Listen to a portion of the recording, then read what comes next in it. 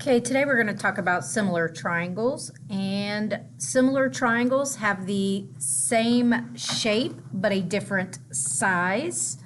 So we have characteristics of a similar triangle. So similar just in general means the same shape but different size. So we did that with our transformer baby when we did our dilations with our baby with our mom and dad. Okay, so we had different sizes. Characteristic number 2, their corresponding sides. We had correspondings with our parallel lines and transversals. We also have corresponding sides with congruent triangles. So we still have corresponding sides with our similar triangles. They grow or shrink, meaning getting larger or smaller by the same multiplier called the scale factor. Okay? So if we look at our triangle here, and my corresponding sides are color-coded. So red goes with red, blue goes with blue, yellow goes with yellow. So if I'm trying to determine the scale factor, if I go from the small triangle to the large triangle, I'm going starting at 3, and this one is moving to 6. So that is a multiplier of 2. It needs to be consistent all the way around a triangle. So if I take 4 and multiply it by 2, I should get 8, and I do. Multiply 2 by 2, I should get 4, and I do. So the scale factor for this triangle is 2. In similar triangles, corresponding angles are congruent. So the red angle is congruent to the red angle, blue angle to blue angle, yellow angle to yellow angle. So those are congruent. Just like in congruent triangles, we do have a similarity statement. We have triangle ABC is similar to, that is just a single squiggle line, triangle DEF. Okay, so A corresponds with D, B corresponds with E, C corresponds with F, just like it did with the congruent triangles. Okay, so here we want to find X and Y.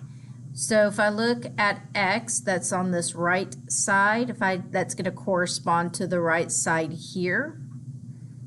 So X and 4 correspond.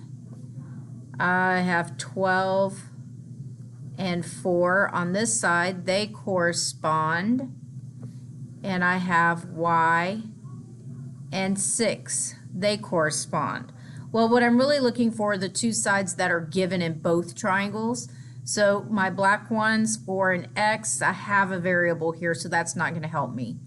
My green ones, Y and 6, I have the variable here. So I'm going to be able to find the multiplier using my blue ones, the 4 and the 12. Okay, so I need to find the multiplier for the scale factor. So for going to 12, that's a scale factor of 3. It's being multiplied by 3. That means I can multiply this 4 by 3, and I get X is equal to 12. That means I can multiply this 6 by 3, and I get Y is equal to 18. I can also set them up proportionally. So 4 is to 12 equals 4 is to X.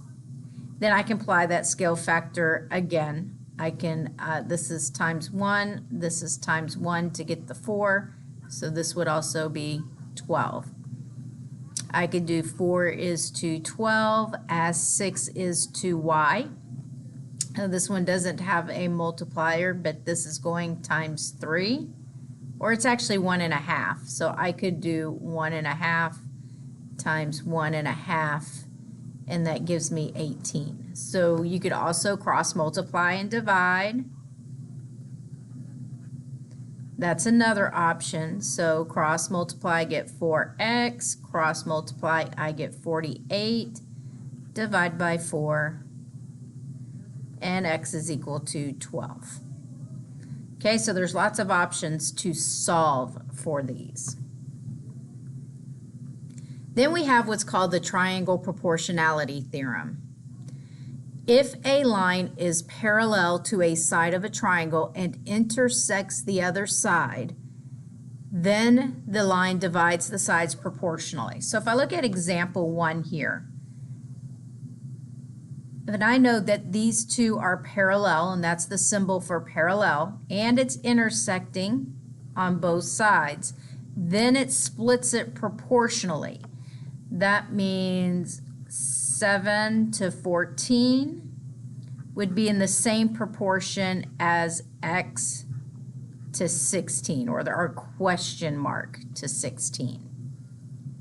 Okay, this might help because I can simplify it. I can go down to 1/2. 7 over 14 is times half. And then to get 16, I just need to multiply by 8. So 1 times 8 would give me my question mark 8. I could also use my cross multiplication. And I would have to multiply 7 times 16, which is 112. So I could cross multiply as well. And I would get 112 is equal to 14 question mark. Since I need to find my question mark, I would divide by 14. And 112 divided by 14 does give me 8. So there are multiple options to solve for this. In example 2, they want to know, are my lines parallel? Well, if they are parallel, then these portions would be in the same scale factor. So I would compare them. Does 10 to 12 equal 8 to 14? So if I cross multiply, I get 140. Does that equal 96? Well, no, it doesn't. So that means they are not parallel. They are not parallel because these proportions did not come out equally. Okay, then we have triangle similarity. Our triangles are similar. See, with congruency, we had 5 theorems. In triangle similarity, now we just have 3. And that's because that angle-angle similarity right here takes care of our angle-angle-side and angle-side-angle, kind of combines them together. And then we have our side-side-side and side-angle-side. So for angle-angle, if 2 corresponding angles are congruent, then the triangles are similar. And we want to determine if the examples below are similar by AA. If yes, write the similarity statement. Okay, so it looks like I'm going to have to use the triangle sum theorem. So I have 74 plus 75. That gives me 149. And I want to subtract that from 180. And that gives me 31. So that angle's 31. Well, now that I found that angle, I see I have 75 in both triangles. And I have 31 in both triangles. So yes, this is similar by AA. Now the similarity statement, I need triangle A, B, C is similar to triangle D, E, F, and I am matching up the angle measures because A was 75, D was 75. B was 74, E will be 74. C is 31, F is 31. So I am matching up the angles. Okay, number 2, I see a pair of angles here. I also notice that I have vertical angles here in the middle, so I'm going to mark those. And that's what makes it similar. So this would also be yes, because I do have 2 pair of angles.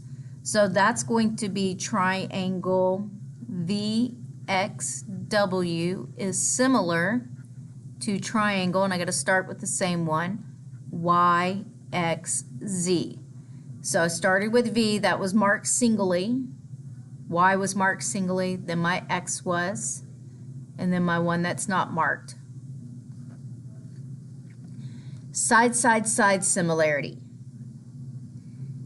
If all corresponding sides are proportional, then the triangles are similar. Determine if the examples below are similar by side, side, side. If yes, write a similarity statement. Okay, so I'm going to compare the corresponding sides. So my short side is 3 in the first triangle compared to 6, 4 compared to 8, 5 compared to 10. So if I reduce all of these down, they do come down to 1/2, which does make it yes. They are similar by side, side, side. They all have the same scale factor. Okay, it's a half. Actually, times 2 if we go there. So that means triangle PQR is similar to triangle STU.